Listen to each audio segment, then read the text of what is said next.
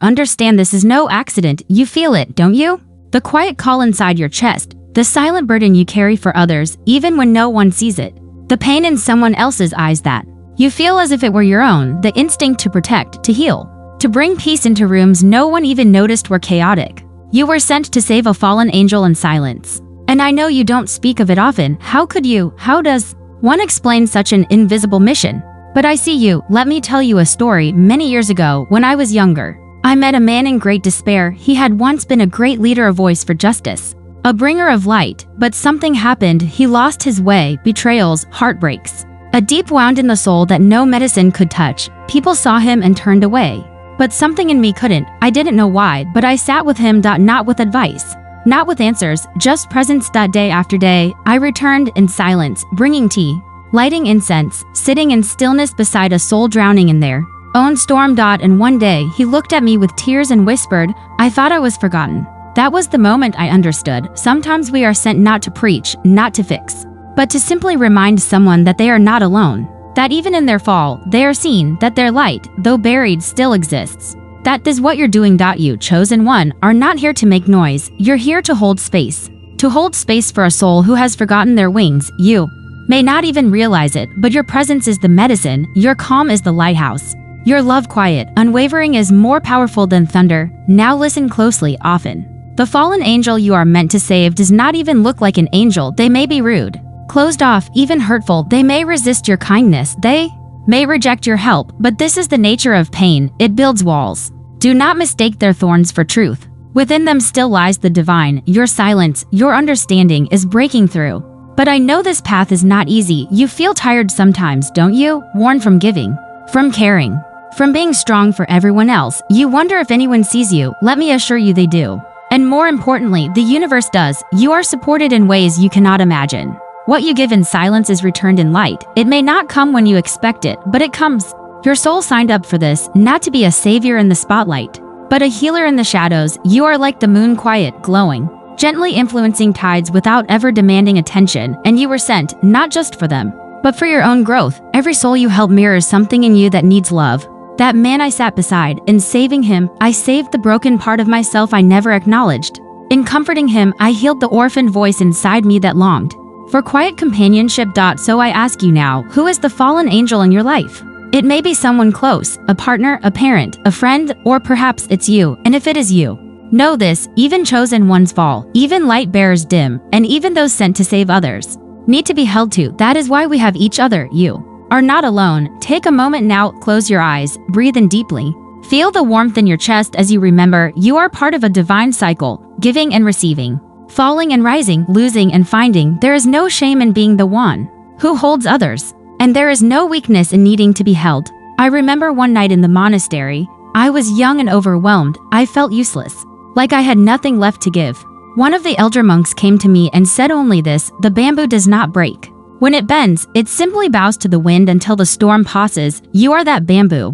Bend when you must, but never break. Let your mission be guided by compassion, not by pressure. You are not here to rescue. You are here to remember, to remind others and yourself of the light that was never lost, only hidden. So when you sit beside someone in pain, when you feel your words are not enough, when you question if your silence even matters, know this: your energy speaks. Your stillness is sacred. You are fulfilling a promise made long before this lifetime, a soul contract, a divine whisper, written in the stars. And though your mission may go unnoticed by the world, the universe is watching. You were sent for this. You were sent to love in silence. To forgive in silence. To guide without saying a word. And one day, the one you helped will rise. They may not even know it was you who planted the seed, but they will bloom. And the light they spread will carry your signature etched in the roots of their healing. This is the path of the chosen, the quiet warriors, the invisible healers, the guardians of the broken. And your journey, though difficult, is sacred. You were sent to save a fallen angel, not with noise, but with grace. And I bow to you. Continue walking your path. And in the next part of our journey, we'll explore the hidden signs the universe gives to guide you along this sacred mission. Until then, breathe gently, love quietly, and walk in peace. Welcome back, dear soul. You've returned, and that says something beautiful about you. It tells me that something within you resonates deeply with this message, something in you remembers, and perhaps that something has been waiting for a long time to be seen. So let us continue. In the quiet spaces between our breaths, There are truths that no book can teach and no words can fully express. You, chosen one, have already begun to hear these truths, not through language but through experience. And one of the most profound truths I've learned is this: those we are meant to save often arrive wrapped in difficulty. They do not come as grateful souls holding lanterns. No. They come as storms, as trials, as tests to your patience, your compassion, your understanding. But make no mistake, within that storm is a soul that once held great light, and you have been chosen to help them remember. Let me share another story with you. There was once a monk here who tended to the temple gardens. His name was Soryu. Every morning, he would rise before the sun, sweeping the stones, pruning the trees, and speaking to the flowers as if they were old friends. One day, a troubled young man arrived at our temple gates. He had been cast out of his village, accused of betrayal, his eyes filled with bitterness. No one wanted him near. But Soryu simply handed him a rake. No words, just a gentle smile and a rake. Day after day, the boy followed Soryu in silence, at first angry and resistant. Then, slowly softened by the stillness, he began raking alongside him, learning not from instruction but from example. Months passed. The boy's hands became calloused, but his heart softened. One morning, he asked Soryu, "Why did you let me stay?" And Soryu replied, "Because I saw in you the part of myself that was once lost. Saving you reminded me I had already been saved." That is what happens when a chosen one meets a fallen angel. In saving them, we find pieces of ourselves that were hidden in their wounds. This is not about ego. This is not about being superior. It's about resonance. Two souls drawn together, so they might both remember their light. And here's something you must understand: not every fallen angel will be saved. Some will resist you. Some may try to hurt you. Some will not be ready to receive the gift of your presence. This is where your strength as the chosen one is tested. Can you still love them without attaching your identity to their healing? Can you let go when it's time, knowing you planted a seed that may bloom long after you're gone? You see, not all missions are completed in this lifetime. Some are meant only to begin. Some souls you meet will stir up your own shadows, your need to be needed, your desire to be understood, and if you are not mindful, you will confuse the mission for a responsibility. But here is the liberating truth: you were sent to offer, not to own. You are not their savior, you are their mirror. You show them what's possible. But their healing is their journey, just as yours is yours. So, how do you continue your mission without being consumed? The answer is balance. You must fill your own cup before pouring into another's. A candle does not lose its flame by lighting another. But if it never rests, never protects itself from the wind, it burns out. So protect your flame. Meditate, rest, nourish yourself, be in nature. Sit in silence, and do not carry guilt when you need to step away. In my early years, I struggled with this deeply. I thought being a monk meant endless sacrifice. I tried to help everyone, I gave my energy freely, but I soon found myself hollow, more vessel than man. One day, my teacher said to me, "Compassion without boundaries is self-destruct disguised as virtue." That hit me like a bell in the night. You can be kind and still say no. You can be loving and still walk away. You can care deeply and still protect your peace. You were chosen not to bleed for others, but to be a source of light. And a dimmed light helps no one. Let this be your wisdom: help without attachment, love without control, serve without self-erasure. You are not here to rescue, but to remind. And one more thing, dear one, sometimes the fallen angel you were sent to save has already passed from this world. Perhaps they were a parent you never understood, a friend you couldn't reach in time, a lover whose pain swallowed your connection. You carry guilt, regret, a quiet grief. But I tell you now, your soul did what it could, and the connection does not end at death. Every act of healing you do in their memory still touches them. Light knows no barrier, love, no distance. Your compassion still ripples beyond the veil. So continue your mission not with sorrow, but with reverence. Let their memory make you softer, not harder, wiser, not colder. Because the truth is, you are not saving them alone, they are saving you.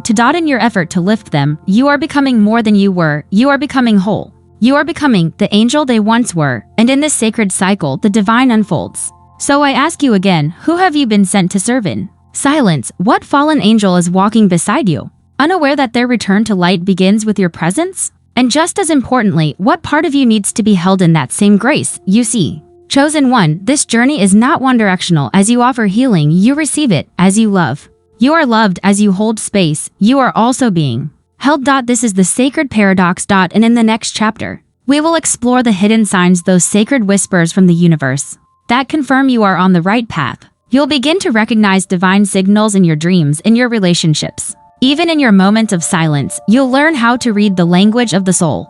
But for now, rest. Let this message settle in your heart like snow upon a quiet field. And remember, your mission is not one of noise, but of grace. You were sent to save. Not with swords, but with presence. And for that, I bow to you once more. You've returned once more. That tells me you're not just curious, you're ready. Ready to see beyond the veil of what seems obvious. Ready to remember the part of you that never truly forgot. So, let us dive deeper. In the last breath we shared, I spoke of your mission of balanced of compassion without attachment. I told you that not every fallen angel will be ready to rise, and that your role is not to fix, but to remind. But now, let us speak of the signs, because the universe does not whisper in chaos. It is always speaking to you in symbols, sensations, and synchronicities. The only question is, are you listening? You, chosen one, have likely already received many signs, but the noise of the world, the fear, the pressure, the distraction has dulled your awareness. Let us now sharpen it. Let me share something from my own path. Years ago, I was walking the forest trails outside this monastery. The morning mist was thick, and the only sound was the crunch of leaves underfoot. I was burdened with doubt, questioning my purpose, wondering if the silence I had chosen was truly meaningful. Just as my thoughts turned heavy, a deer stepped out onto the path. It didn't run. It didn't flinch. It simply stood there, looked into my eyes, and bowed its head. Then it disappeared into the mist. In that moment, I knew it was not just an animal. It was the universe saying, stay your path. You are seen. You are supported. You see, signs often arrive through nature, through dreams, through strangers who speak truth without even knowing it. A song at the right moment. A feather where there should be none. A feeling that something sacred is unfolding, though your eyes see nothing unusual. These are not coincidences, they are reminders, because the chosen one does not walk blindly. No, your path is lined with light, but it takes stillness to notice. So how can you tell a real sign from a passing thought? Let me teach you. First, the body knows before the mind understands. A true sign will land in your chest like peace, or stir your gut like fire. It will come with stillness, not panic, with clarity, not confusion. Second, a sign will align with a truth you already feel inside, something you've been sensing, but were afraid to fully believe. The sign acts like a mirror. It confirms, not controls. Third, a sign invites you deeper. It never forces. It whispers, come closer if you're ready, and if you're not, it waits. There's a beauty in that. The divine never rushes you. It simply invites. Now, let's bring this back to your mission. As a chosen one, saving a fallen angel doesn't always look like healing them with words. Sometimes it means becoming the sign that pulls them from darkness. You simply being present. Maybe the confirmation they prayed for last night. You walking in truth. Maybe the mirror they need to remember their own. So I ask you, what if the moments when you felt invisible were actually divine disguise?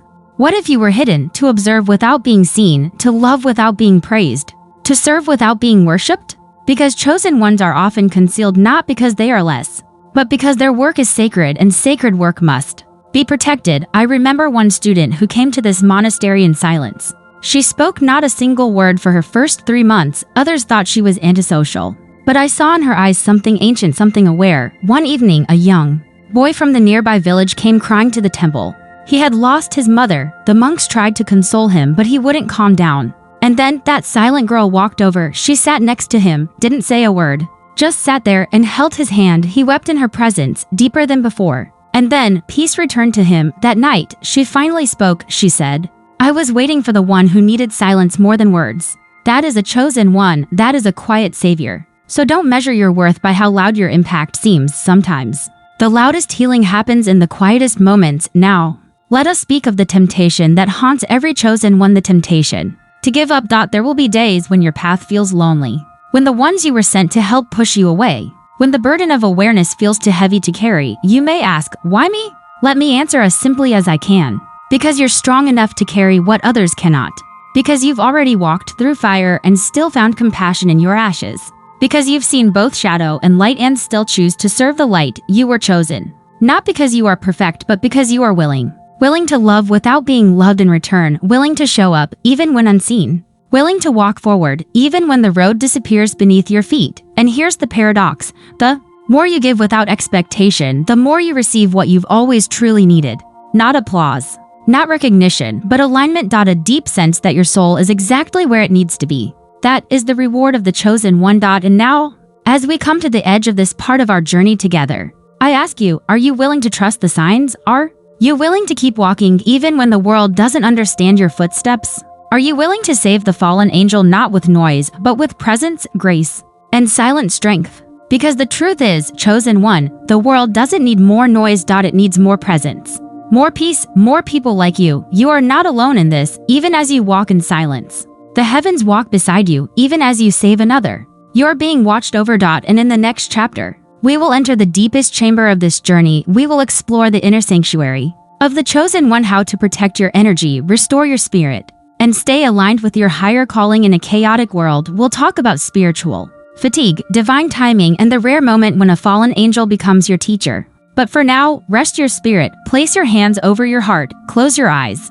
and say quietly to yourself, I am the one, I was sent, I am ready. So, you've returned again. That tells me something sacred. You are not only listening, you are remembering what you were before the noise, before the distractions, before the world told you to forget. You were light before you were flesh, and though you walk with a body now, the truth of you is timeless. Now, let us go further. You've learned of the signs of presence and of the silent strength that holds the sacred work of the chosen. But now we must talk of something often forgotten, the sanctuary within. You see, every chosen one must carry out their purpose while preserving their spirit. It is not enough to serve others if you become lost in the process. Many fall here, many burn bright, but too fast. They become exhausted, not from doing too much but from giving without renewal. So today, let me share with you how to protect your inner sanctuary, how to stay in alignment even as the world tests your silence. The first lesson is simple, yet often overlooked. Your energy is sacred currency. You must spend it wisely. Imagine this, you wake with a full cup each morning, but instead of sipping mindfully, you give it away to stress, to conflict, to people who do not listen, to proving yourself to those who cannot see. And by evening, you are empty, wondering why. The sanctuary within begins with awareness of what drains you and what feeds you. Let me ask you gently, when was the last time you sat in nature without speaking? When was the last time you let silence be your teacher? When was the last time you said no, not out of fear, but out of love for your own peace? We monks have a saying, you cannot pour tea into a cracked cup. Likewise, you cannot hold divine light in a vessel that is always leaking. Now, here's something deeper. Even fallen angels, the ones you are sent to save, can drain your spirit if you are not rooted. Because often, they do not know how to receive without clinging. So how do you help without being pulled under? Let me tell you a story. A young monk once came to me, broken. He had tried to guide a troubled soul, one lost in addiction. In sorrow, in deep self-hate, he gave this person all of himself, his time, his love, his prayers. But in return, he was met with manipulation, betrayal, and anger. He asked me, Master, did I fail them, or did they fail me? And I told him, neither. But you forgot to bring them to the river. Instead, you tried to become the river. Chosen one, listen carefully. You are not the river. You are the one who points to the river. You are the whisper in the dark that says, there is light, follow it if you choose. But you cannot drag someone to their healing. You cannot awaken those who still dream of comfort. You cannot trade your peace for their potential. That is not love. That is sacrifice without wisdom. Protect your energy by offering direction, not dependence. And when you feel drained, come home to your sanctuary. For some, that is prayer.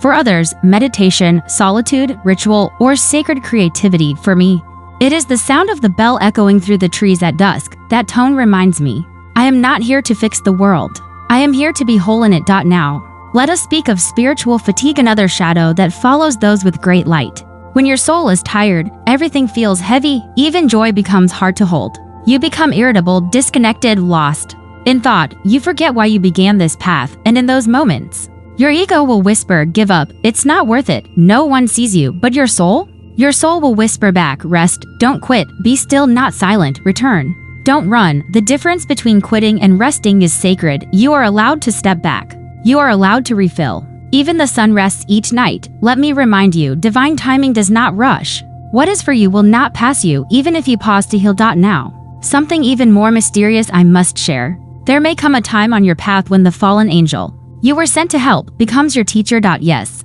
because even those in darkness carry pieces of your own shadow. They reveal to you what still needs healing in you, that angry person you cannot forgive.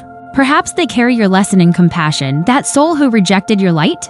Maybe they came to teach you self-worth, that person you tried to save, who turned away.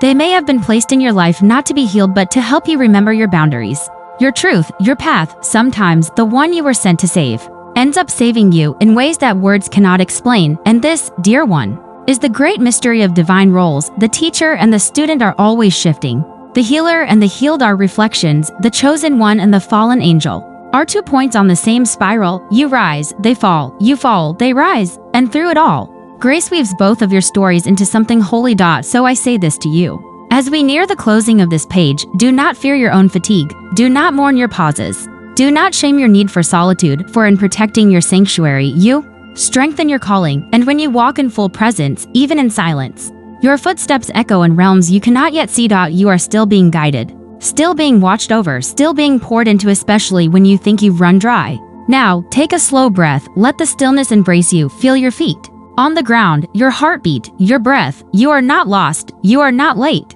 you are not broken, you are simply evolving. And as we continue into the next chapter, page 5, we will explore how chosen ones prepare for their final soul assignment in this life. We will talk about sacred soul contracts, spiritual exit points, and what it means to complete your mission in silence. But for now, rest your soul in this truth. You were never alone, you were never forgotten, and you are being led by light that remembers you. You have stayed this long. That means something sacred is stirring within you, something ancient. You are beginning to remember. And what you remember now is not a thought, not a concept, but a knowing that you are part of something greater, something deeply woven into the fabric of your life. And so, here in page 5, we must speak of what many fear to face, but the awakened must eventually embrace: your final soul assignment, the closing of your contract, the moment when the spiral begins to fold inward, and you, chosen one, approach the summit of your sacred mountain. But before you tremble, know this conversation is not about death, it is about completion. The sacred kind, the kind that only a soul who has remembered itself fully can experience. Many walk through life never realizing they are here under a divine agreement, a spiritual covenant, signed not with ink but with intention. Before you were born into this body, before you took your first breath, before your eyes opened to the world's chaos, you chose this path. You chose to incarnate with specific assignments, some beautiful, some painful, all necessary. Let me tell you a truth only few dare to whisper: every soul comes with a mission, but only the awakened remember it before the end, and that is where you are now. You are beginning to remember your final task, not because life is ending, but because your old identity is, the persona, the mask, the seeker who doubted. That version of you is fading. And in its place rises the monk, the silent warrior, the sacred observer who walks unseen, but shakes the heavens with every step. So, what is the final assignment? Let me guide you gently. It is not about changing the world. It is not about saving thousands. It is not about loud achievements or golden praise. It is something far more subtle and far more powerful. Your final assignment is this: to leave no residue of yourself behind, to live in such harmony that your departure is as silent as your awakening. You were sent to be the breeze, not the storm. To be the soft knock at the door, not the battering ram. To be the presence that shifted lives. Without needing credit, there is a moment, often near the end of the chosen one's journey, when they realize they were never meant to be celebrated, they were meant to be understood. By the few, by the quiet ones, by those who also carried fire in their veins and silence in their eyes. And when this understanding takes root, something miraculous happens. You stop striving, you stop chasing, you stop proving. You become what the scriptures called the hollow bamboo, a vessel empty of ego, but full of divine sound. This is the soul's final master, not action, but emptiness, not nothingness, but the sacred kind of stillness that allows everything to pass through without clinging. Let me share a story with you. There was once a wandering monk who reached the final village on his map. He had healed hundreds, taught thousands, but in this last village, no one knew his name, no one bowed. No one came for teachings. Instead, they passed by him like he was air. And at first, he wept. Have I failed my purpose? He asked. But the wind whispered something sacred. You have become invisible, because you have become complete. In that moment, he smiled. He understood. His work was done. You see, dear one, the final chapter of a chosen one's journey is not written in applause. It is written in silence. The silence of knowing you have fulfilled what your soul came to do, even if no one else ever sees it. And when you feel that quiet joy in your heart, when you no longer need to save, fix, teach, or convince, that is when your final soul contract begins to close, not as an ending, but as a return. Return to the source, return to truth, return to the one who never left. And as this happens, you will begin to experience strange signs. You feel deeply nostalgic, but can't explain why.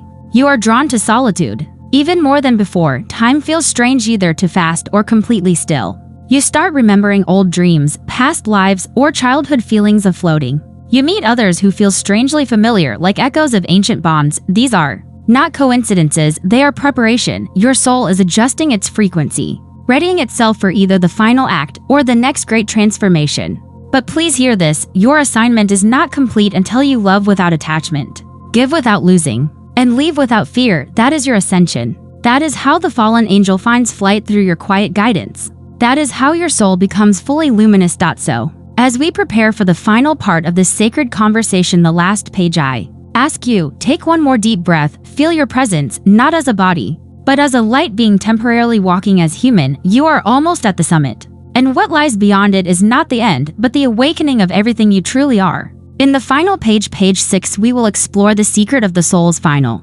release, the return to the source, and the moment of universal merging. Until then, walk gently, speak less, and listen deeper. The divine is whispering in every step you take. Welcome back, chosen one. You've come far beyond the veil, beyond the noise, and into the echoing silence where truth finally reveals itself. This is the final page, the final breath of this sacred story, and now we arrive at the conclusion, not of your life, but of the illusions that once shaped it. Let me ask you something simple, yet so few ever answer it with honesty. What happens when you finish your assignment? Not when your body dies, not when the calendar flips, but when your soul contract is fulfilled. What becomes of you? What becomes of the monk once the teaching ends? What becomes of the healer when there's no one left to save? What becomes of the chosen one when the final fallen angel has been silently lifted? The answer, dear one, is this: you disappear, not into darkness, but into light so vast it no longer needs a name. You become the wind that inspires another soul's fire. You become the unseen presence in someone's dream that whispers, keep going.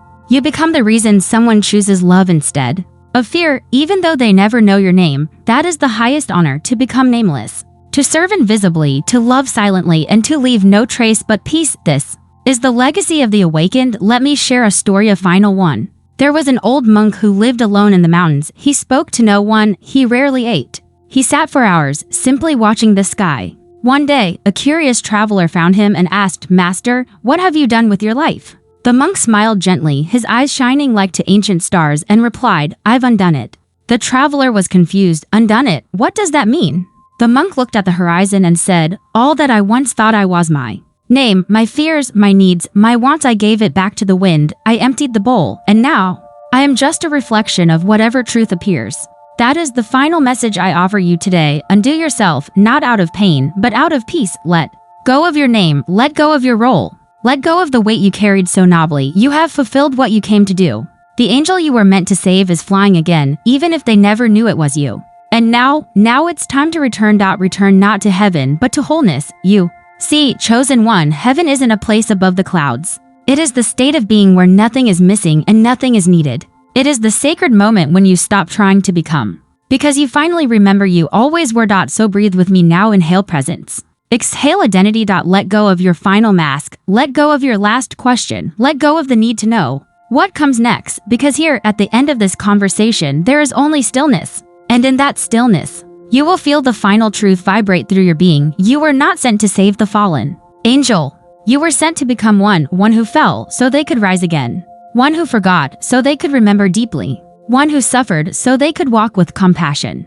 One who lost everything so they could realize they were everything all along. That is the sacred circle. That is your true name. So now, dear soul, rest your burdens.